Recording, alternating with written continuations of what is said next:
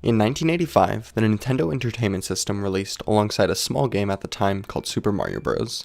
This game introduced so many mechanics that games would utilize and innovate upon as time passes, but today I wanted to focus on just one mechanic, this little timer in the corner. My name is Chris Thompson, and today I will be analyzing how video games utilize time mechanics and how they benefited from them. Let's fast forward a few consoles to the Nintendo 64, which had the exclusive release of Majora's Mask on it. Development of Majora's Mask was hard for developers. Nintendo only gave them a year to create a sequel to their hit game Ocarina of Time, so of course they reused a ton of assets, including literal character models with different names. The developers had a genius idea on how to save resources and development time, with the introduction of time travel. Majora's Mask takes place over the span of 3 in-game days, or about 108 minutes of real time. At any point in the game, the player can play a song on their magical instrument to rewind time back to the beginning of that 3-day cycle, where every NPC will act the exact same and follow the same routine every time.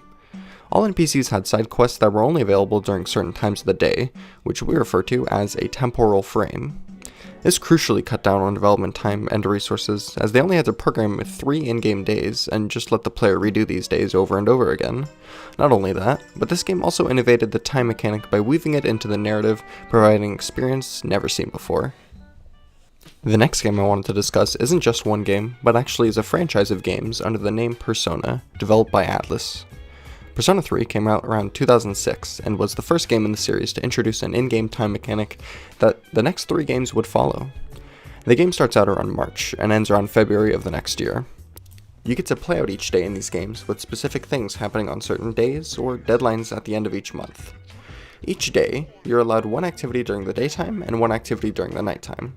So if you have exams, for example, the next coming up week, you may want to plan things out so you study each night to raise your knowledge so you do better.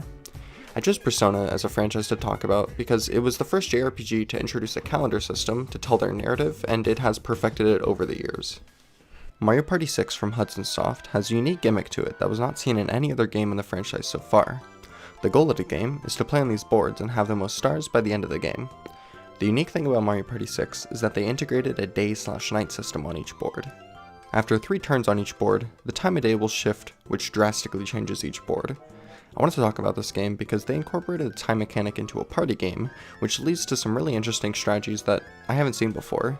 It brings up internal questions such as, should I try and roll high before the star disappears next turn at night, or should I go the alternative path and try to steal the star from my friends next turn at nighttime, even though it's a little bit more expensive? It plays into this risk-reward system that really favors the bold. The last franchise I wanted to talk about is a franchise that is still going very strong to this day. That franchise being Animal Crossing from Nintendo. I specifically wanted to focus on the GameCube release, which came out in North America simply titled Animal Crossing. Unlike the previous games I mentioned, where they incorporated time mechanics into their gameplay or narrative, Animal Crossing's gameplay is a time mechanic. The whole game runs off of your console's real-time clock, and relates your game to what time it is in real life. The point of the game is to build your own village and customize it to your heart's content. Certain fish may be unable to be caught during certain times of the day, stores will close after a certain time, and new villagers may randomly come across your island every now and then.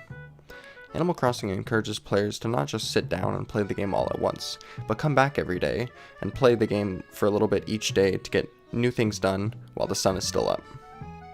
I wanted to talk about this game because it was one of the first games to incorporate a real-time clock into its core gameplay loop, and to this day is still a best-selling franchise. I think it's really interesting to look back at how so many games incorporated time mechanics into their core gameplay in such a unique and different way.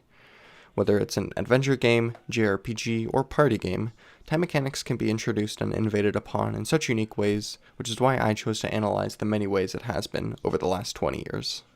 Thank you so much for listening.